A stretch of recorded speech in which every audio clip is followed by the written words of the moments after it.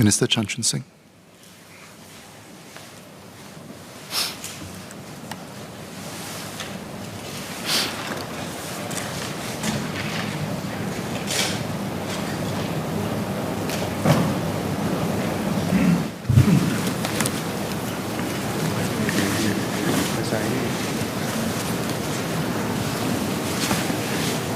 Mr. Speaker, sir, let me first thank members who spoke on this bill and for your support on this bill.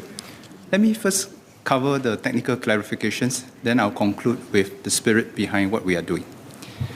Mr. Lim asked whether the updated fine quantum criterion would apply for persons convicted of offences overseas. The answer is yes. An individual who has been fined by a foreign court the equivalent of at least 10,000 Singapore dollars will be disqualified. However, it must be for an offence which would be punishable by a court in Singapore if it had been committed locally.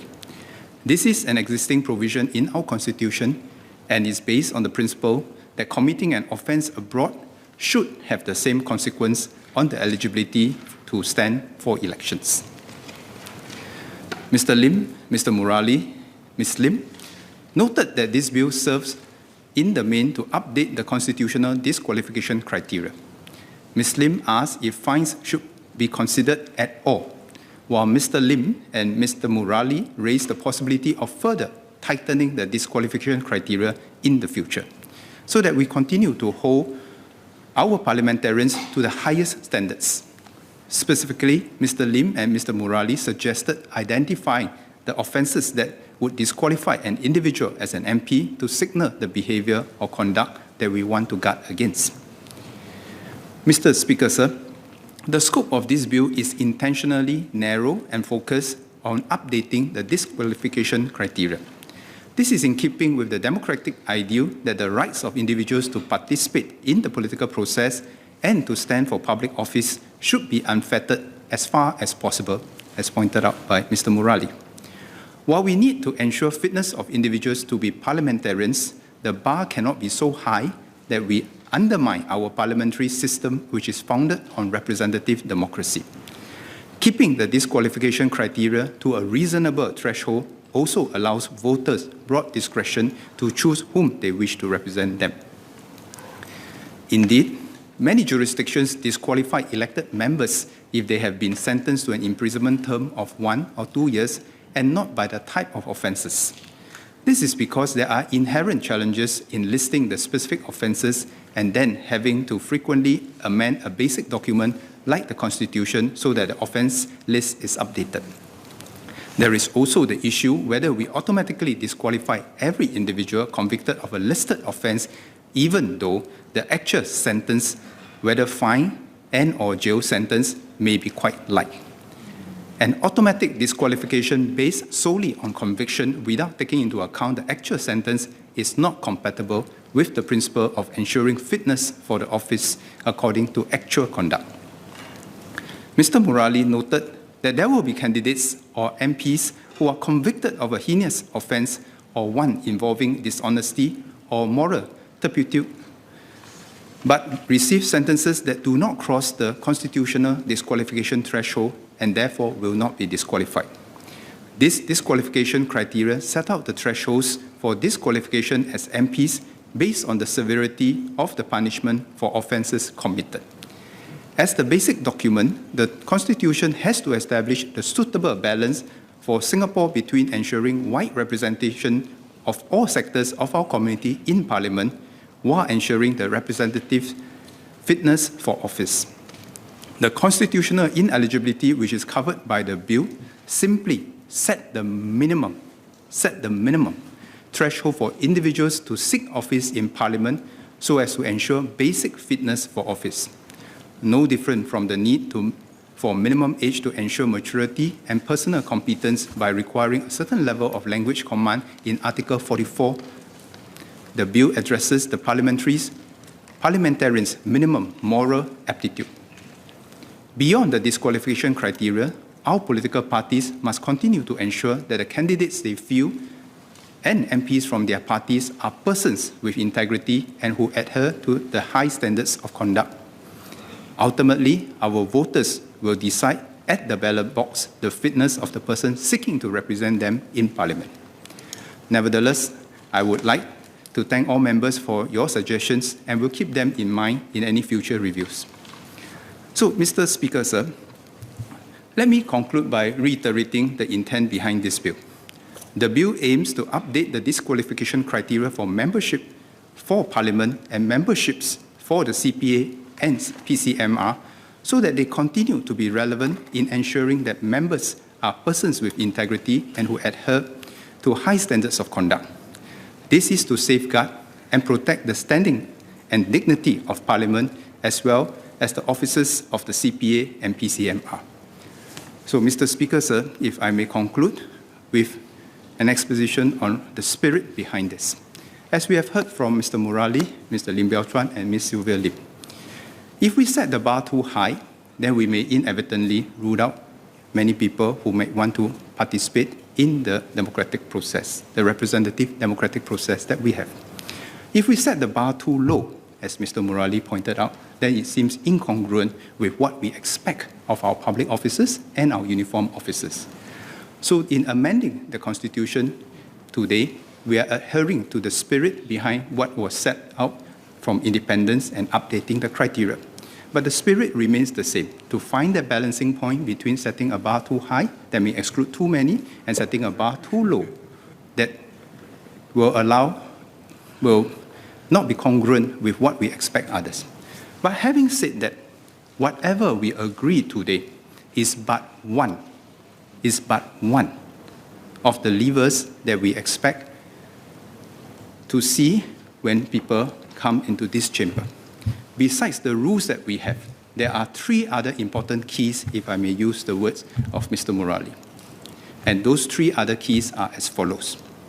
Number one, the standard that the respective political parties hold themselves accountable to. Number two, the standards that each and every one of us hold ourselves to. And third, and most importantly, the standards which our public hold ourselves to. In order for our democracy to function properly, we need all four. We need a set of rules that balance the need for democratic participation with the standards that we expect from other public officers and uniformed service officers. But very critically, the other three keys must also play its part. How parties conduct ourselves and expect standards from their respective MPs or candidates. How candidates and MPs hold ourselves accountable to the standards that we expect of this chamber as representative of our people and our country. And finally, the strongest safeguard against any degradation of the standards of this House must be our electorate who ultimately elect our people into this House. With that, Mr. Speaker, sir, I beg to move and I urge all members on both sides of the House to give us your fuller support for the bill. Thank you. Any clarifications? No. The question is that the bill be now read a second time. Pursuant to Article 5(2) of the Constitution, a vote is taken to ascertain that the second reading of the bill is supported by the votes of not less than 2/3 of the total number of elected and non-constituency MPs, which is 63 members. Clerk, ring the division bells.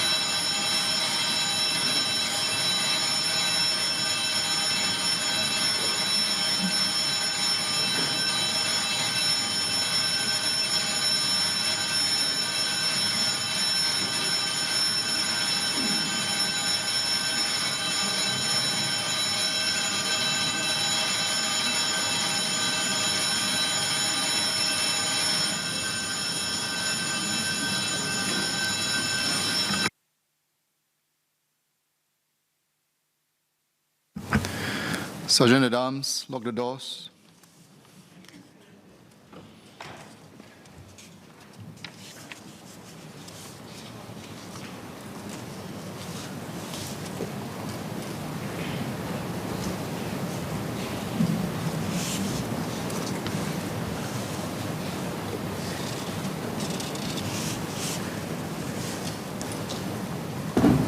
Mr. Speaker, sir, the doors are locked, sir.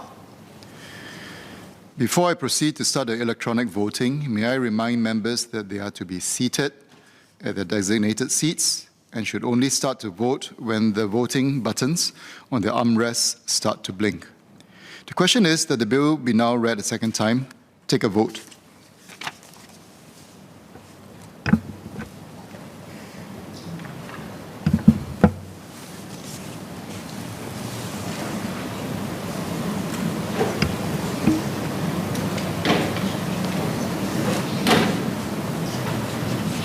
You may now begin to vote. May I remind members to depress their vote button firmly in order to register their vote in the system.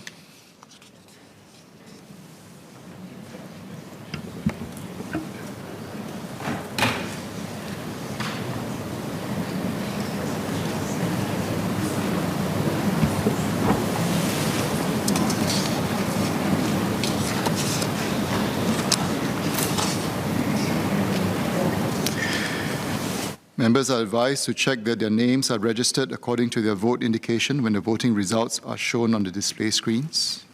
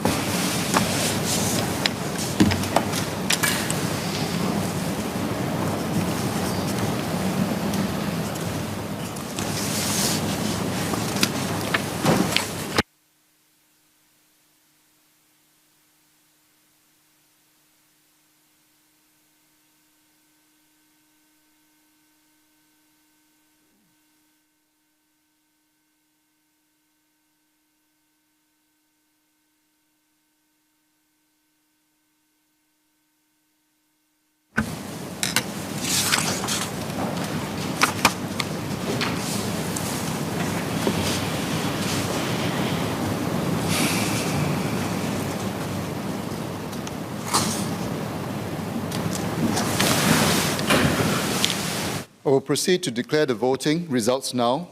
There are 87 ayes, 0 noes, 0 abstentions. The second reading of the bill has been carried by the votes of not less than 2/3 of the total number of elected and non-constituency MPs. Constitution of the Republic of Singapore Amendment Bill.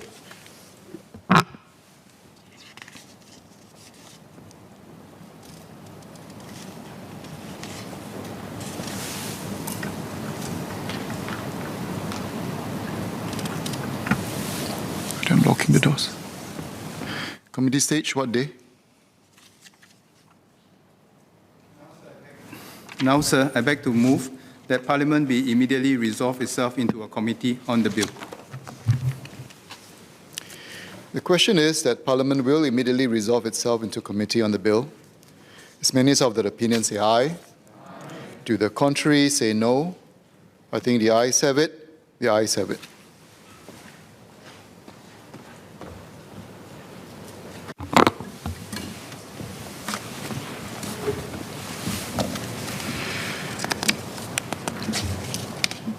The question is that clauses 1 to 6 stand part of the bill. As many as of that opinion say aye. To the contrary, say no. I think the ayes have it.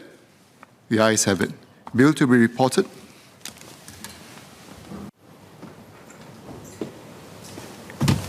Mr. Chan Chun Sing. Mr. Speaker, sir, I beg to report that the bill has been considered in committee and agreed to without amendments. Third reading, what day? Now, sir, I beg to move that the bill be now read a third time. The question is that the bill be now read a third time. Pursuant to Article 5(2) of the Constitution, a vote is taken to ascertain that the third reading of the bill is supported by the votes of not less than two-thirds of the total number of elected and non-constituency MPs, which is 63 members. Clerk, ring the division bells.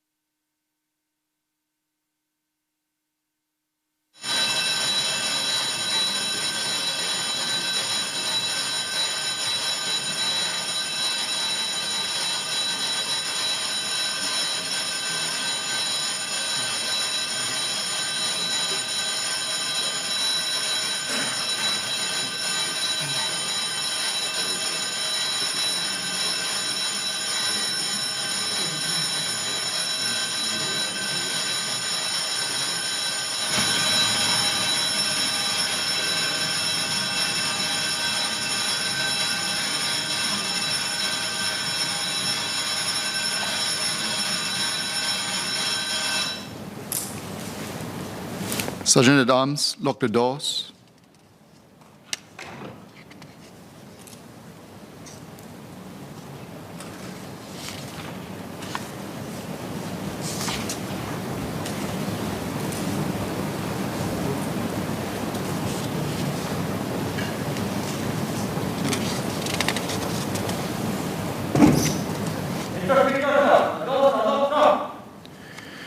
The question is that the bill be now read a third time. Take a vote.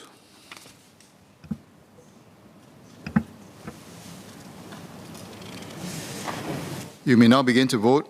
Again, I remind members to depress their vote button firmly in order to register their vote in the system.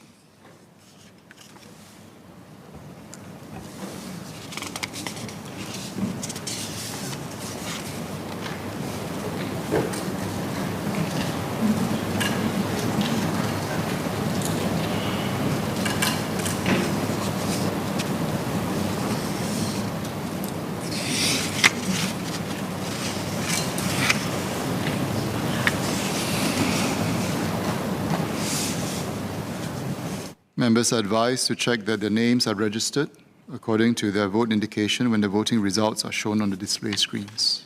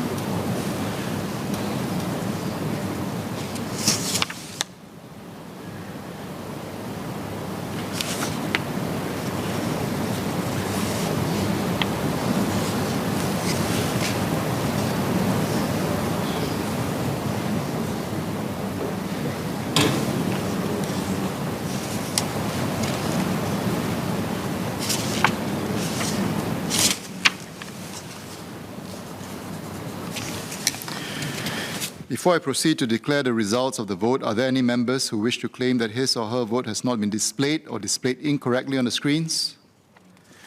No. I will proceed to declare the voting results now.